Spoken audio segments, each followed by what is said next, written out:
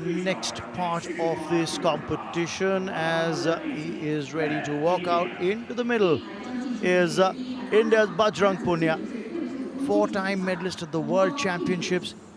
Chi Wei-Kwan of Chinese Taipei is the referee for this bout.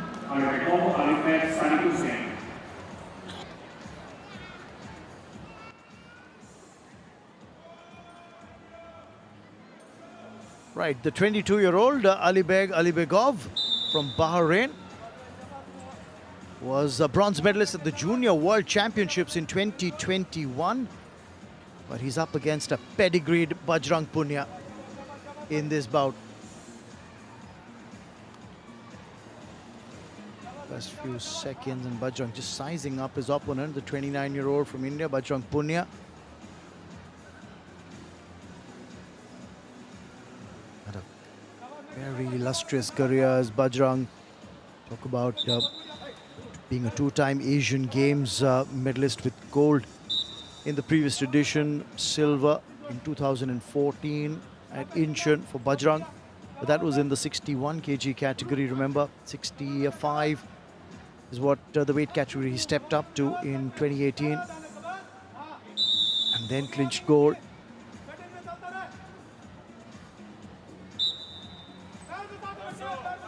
That's a quick single leg hold that he's gone for Alibegov, but quickly defending well there is Bajrang. Just pulls out of that hold so quickly with such ease as Bajrang Punia.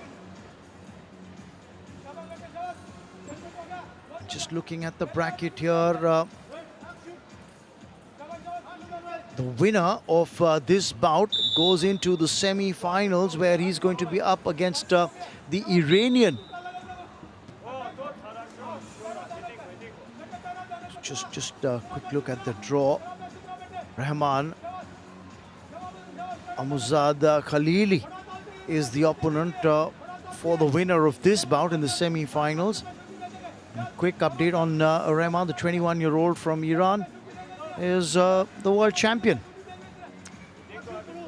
So tough challenges await the winner of this bout. And now, passivity kicking in against the Bahrainian. Alibegov has to try and score a point within the next 30 seconds, and if he fails to do so, it will be a point that will be awarded to Bajrang Punia. And that clock, as it starts ticking down, starts playing on the minds of the grappler, remember, on the mind of the grappler and the coaching staff as well. So the seasoned campaigners say, it's all right, I'll concede a point in passivity rather than get into a huge takedown move in attempting an attack. And there you go. You see that 1 point added on to Bajrang's kitty, and that's because of that passivity rule. And the 30 seconds, the Bahrainian Alibegov failed to score.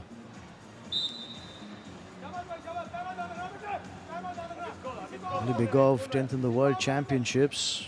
Well, but he's up against a much more pedigreed grappler, Bajrang Punia, who's been a silver medalist at the World Championships, three-time bronze medalist as well at the World Championships. Is Bajrang. Now tries to get that single leg hold going. He's got the hold now. Can he make it count? Now there are two options for him. One, he's looking for a push out. He's got the push out, so he'll score only one, will Bajrang. But I think he was looking for a takedown from a standing position. That is what he was attempting to do. That would have given him 4 points.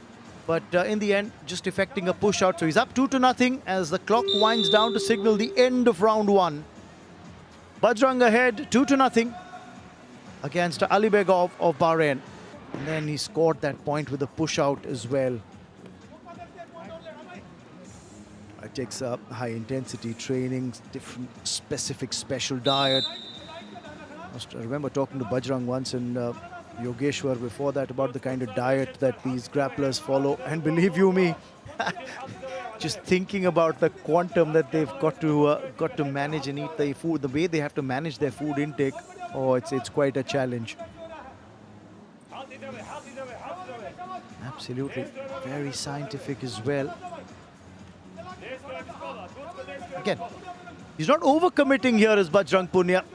You've got to just try and understand that in order to win that medal, you're actually going through about 3 or 4 bouts in a day. So just for some of you watching wrestling back home and watching it for the first time, thinking, all right, why isn't he going for some more expansive moves? You've got to realize that you go through the preliminary rounds, you go through the semi-final, you win that, you get direct access into the gold medal bout. But God forbid if you lose, then there's the repechage that you have to fight if the grappler you've lost to makes it to the gold medal bout. And that's the one shot you get at bronze. And that means that you're fighting a couple of bouts extra as well in order to get a medal. So a lot of it is about conserving energy and being tactical about the way you go about things. Well, what Bajrang will have to be careful about is that if passivity were to kick in round 2, it'll go against him. Because in round 1, it was given against the Bahrainian, and more often than not, oh, this is a push-out attempted. Will he be able to get points here? Yes, 2 for the takedown.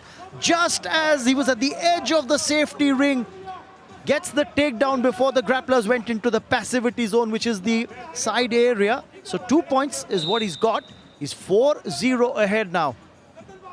And now that worry about conceding a point thanks to passivity or getting a passivity warning goes out of the window. He scored 2.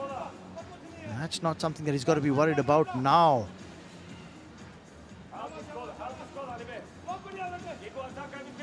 Alibegov has a huge task on his hands because he's up against the number 1. Remember, the defending champion, Bajrang Punia, in the weight category is the Asian Games gold medalist. Bajrang, he'll like to defend that title. What a number 1 performer he's been for India, Bajrang, over the years.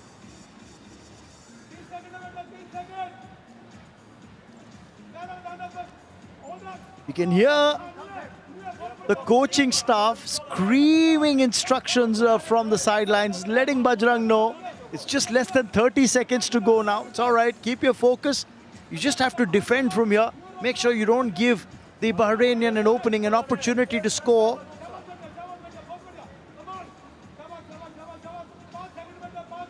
You can hear it, just 5 seconds to go. The Bahrainian looks to get the single leg hold. Bajrang defending well against Alibegov.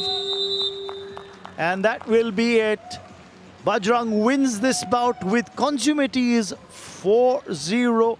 And he is now through to what will be the semi-final bout. And he is going to be up against the Iranian.